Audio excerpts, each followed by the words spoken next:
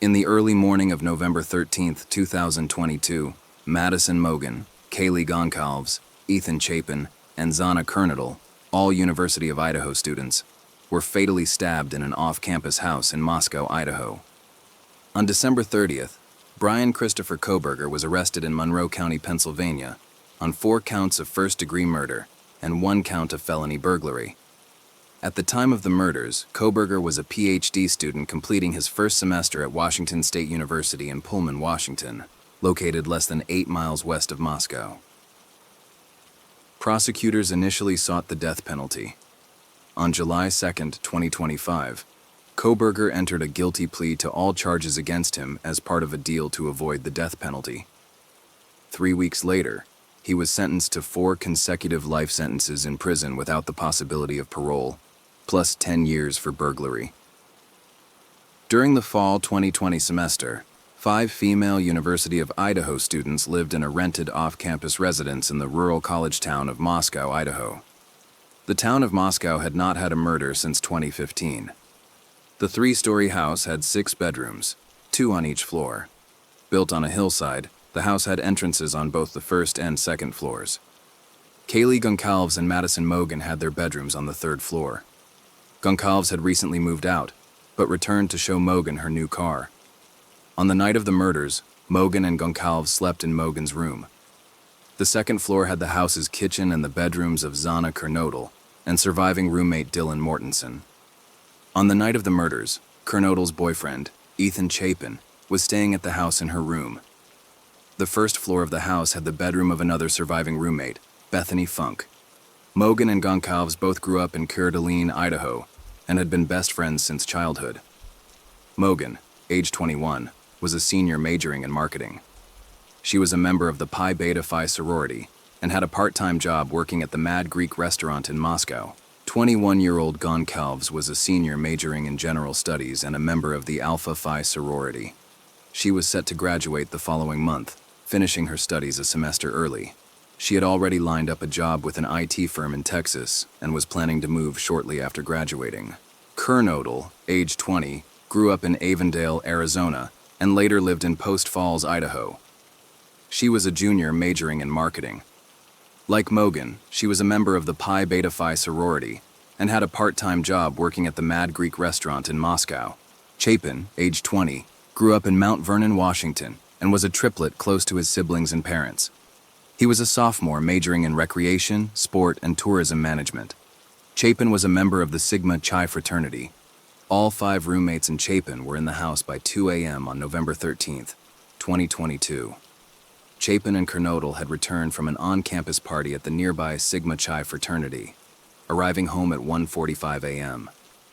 Mogen and Goncalves had gone to a downtown sports bar called Corner Club, and then a food truck called Grub Truck, arriving home at 1:56 a.m. Between 2:26 to 2:52 a.m., the phones of Goncalves and Mogen made several unanswered calls to the former longtime boyfriend of Goncalves, a fellow student. Detectives believe all 4 murders occurred between 4 o'clock and 4:25 a.m. Kernodle appears to have been awake when the killer entered the house, as she had just received a DoorDash food order at around 4 a.m. and was using the TikTok app on her phone at 4:12 a.m.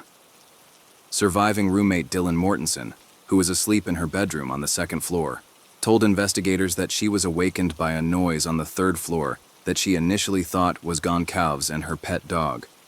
She stated she later heard someone saying something to the effect of, "There's someone here." Mortensen believed this was Goncalves, although investigators believe it may have been Kernodle. Mortensen looked out her door but did not see anything. She stated she then heard what sounded like crying from Kernodle's room. She opened her door again and heard an unfamiliar male voice say, "It's okay, I'm going to help you." Security cameras near the house picked up the sound of whimpering, a loud thud, and a dog barking numerous times starting around 4:17 a.m. Mortensen opened her door a 3rd time and saw a figure clad in black clothing and a mask that covered his mouth and nose walking towards her. The man, whom Mortensen stated she did not recognize, walked past her and exited through a sliding glass door in the kitchen. Mortensen stated she stood in a frozen shock phase and then locked herself in her room. She later told authorities she did not immediately call 911 after seeing a masked stranger in the house because she was intoxicated and didn't want to believe what was going on. At approximately 4:26 a.m., Mortensen went downstairs to join the other surviving roommate, Bethany Funk. On the way, Mortensen saw Kernodle lying on the floor of her bedroom.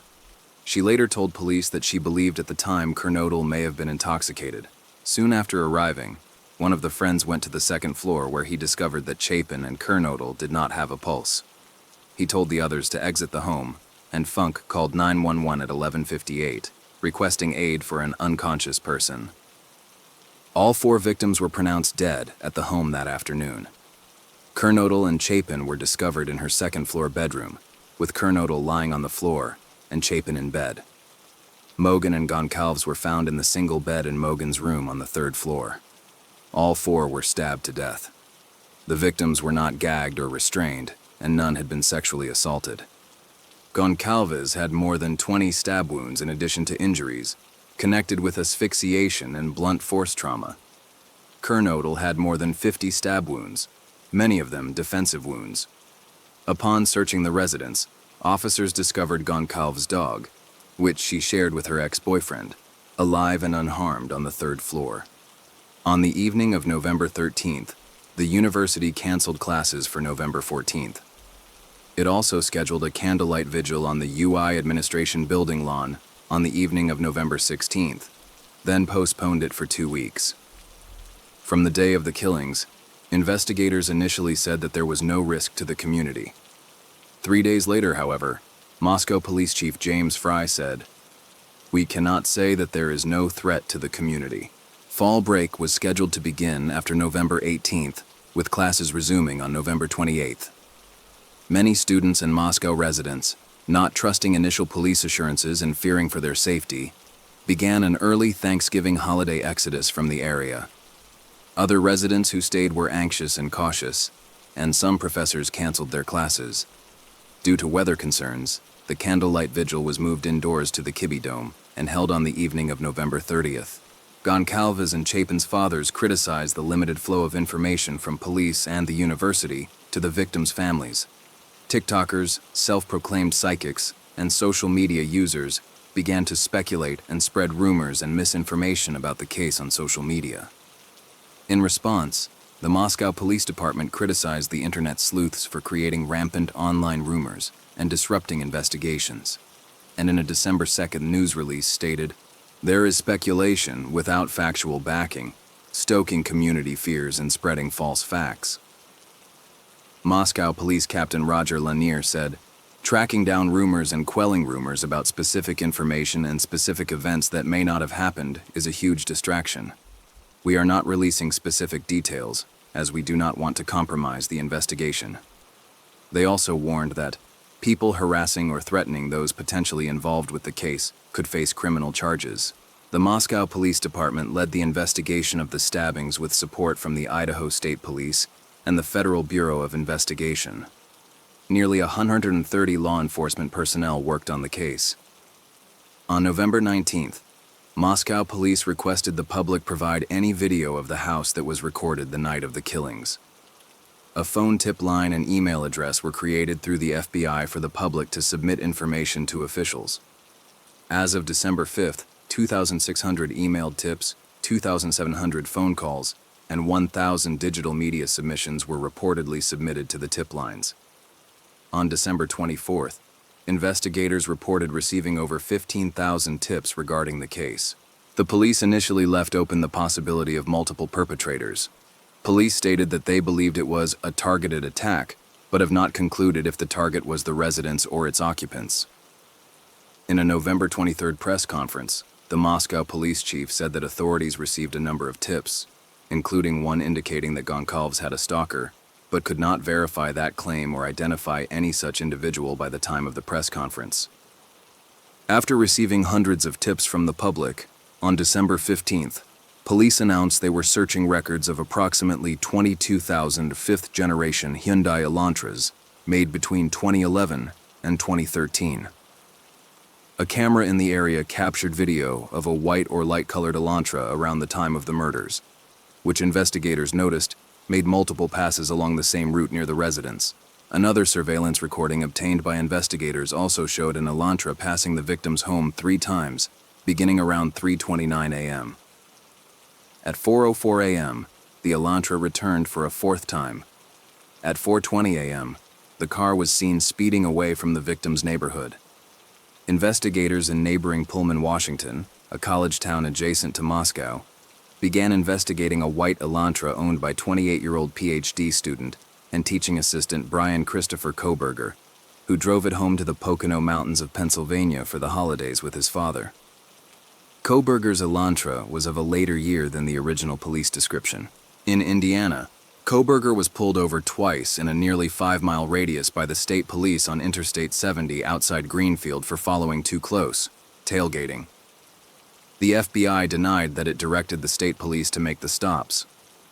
Investigators obtained cell phone data showing that Kohberger's phone stopped connecting to the network in Pullman around 2:47 a.m. on November 13th, before reconnecting around 4:48 a.m. near Blaine, Idaho, which is near the U.S. Highway 95 south of Moscow.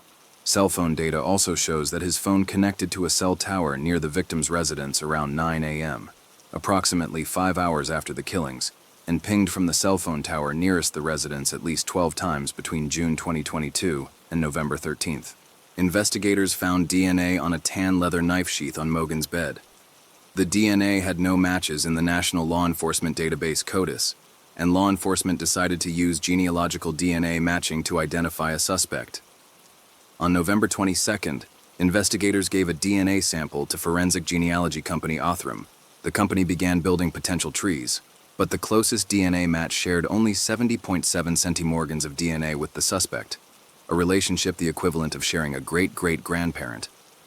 Othram suggested contacting one of 4 brothers who were potential relatives in order to narrow the pool, but the potential relatives declined. On December 10th, Othram was asked to stop its work, and the FBI took over the investigation. Investigators at the FBI opted to utilize ancestral genealogical websites, GEDmatch and MyHeritage, which the Bureau acknowledges included DNA samples of people who had not opted into law enforcement searches.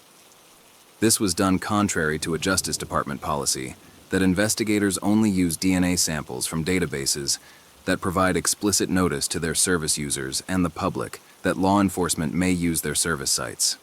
The FBI identified a match with 250 shared centimorgans of DNA, a much closer relative. A few days later, investigators began monitoring Kohberger's parents' home. Before the arrest, investigators monitored Kohberger outside his parents' Pennsylvania home in Monroe County.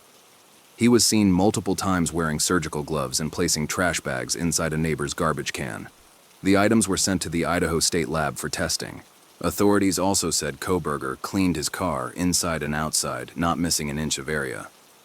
According to authorities, a search of the home where Kohberger was arrested revealed a knife, a pistol, and a black face mask, as well as ID cards inside a glove in a box.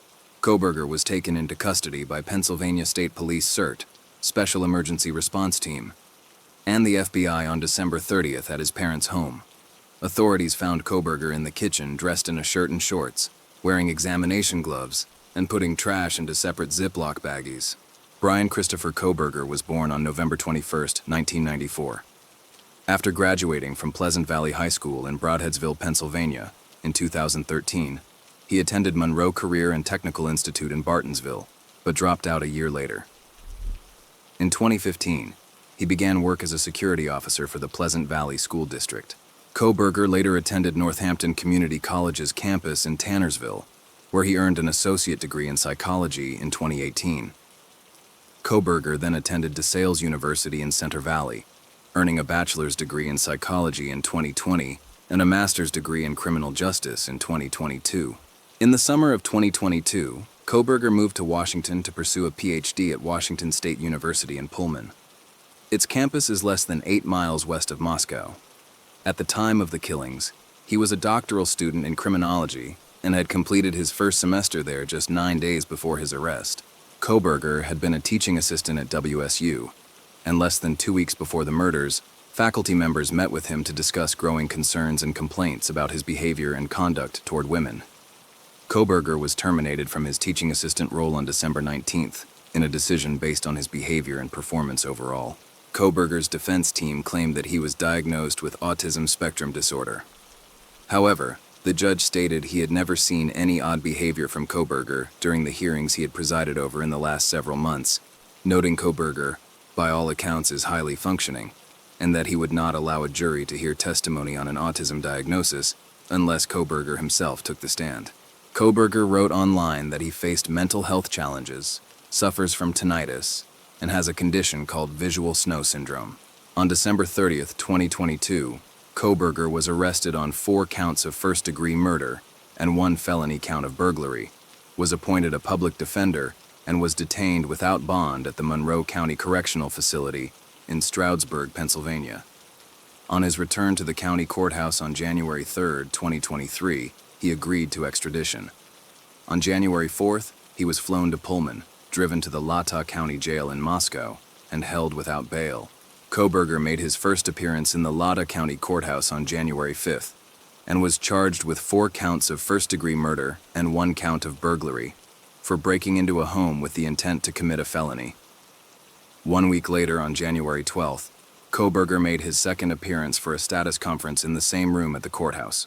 On May 17, 2023, the Latah County District Court announced that Kohberger was indicted by a grand jury on 5 charges, 4 counts of first-degree murder and 1 count of felony burglary. A preliminary probable cause hearing scheduled for June 26 was canceled after the indictment. In May 2023, Kohberger refused to enter a plea during his arraignment. His attorney said that Kohberger was standing silent on the charges. The judge entered a not guilty plea for him.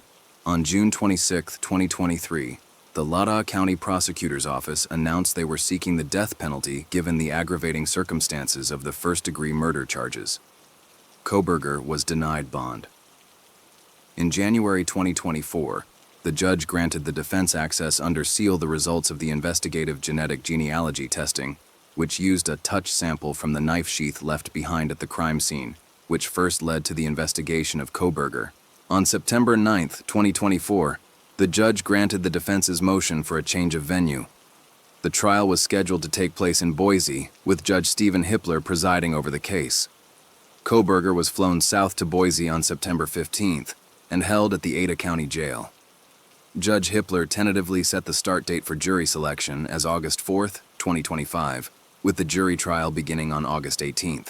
On June 30, 2025, it was announced that Kohberger had agreed to a deal to plead guilty to all counts against him and would be sentenced to 4 consecutive life sentences, avoiding the death penalty. Pending approval by the judge, Kohberger would also give up his right to any future appeals, guaranteeing that he will remain in prison until he dies. On July 2nd, Kohberger pleaded guilty to 4 counts of first-degree murder and 1 count of felony burglary. On July 23, 2025, he was sentenced to 4 consecutive life sentences in prison without parole, as well as another 10 years for burglary. He also has to pay a combined fine of $250,000, $50,000 per count, and $20,000 combined in restitution, $5,000 per victim. On February 24, 2023, University of Idaho President C. Scott Green announced that the house where the killings occurred was donated to the university. It was demolished 10 months later on December 28th. A memorial garden for the victims on the University of Idaho campus opened in 2024 as the Vandal Healing Garden. Scholarships in the name of 3 of the victims, Kernodle, Chapin, and Mogan, have been created. The university awarded posthumous degrees to the 4 victims at its spring commencement ceremonies on May 13, 2023.